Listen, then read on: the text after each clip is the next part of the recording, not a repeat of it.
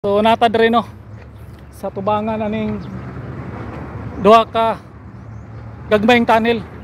Kini padulong ni sa eskwelahan diri sa Waan Elementary School. Kining isa diri padulong pud ni sa high-end na mga subdivision diya. Yang ibabaw ana butangan na og bridge connected dito expressway. Padung na dito sa North Portal Tunnel. So ngani ang Davao City kanindot. Grabe ka sinso, grabe ang progress no. Grabe ang project sa panahon ni Tatay Digong. So manginaot na ang magkating daribo na ni abot sa panahon na si Inday BP Sara na mahimong next president 2028.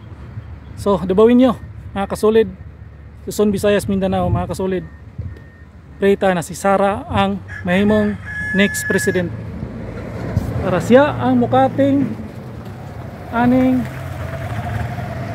mga projeka sa iyang tatay sa panahon siyang tatay. So muna no, ato lang ni ipakita kay daghan wala kabalo aning mga projeka ni ato ning i-update from time to time kining tanang project diri sa Davao. Walay ghost project diri, sulit ni mga project na mo diri no. So muna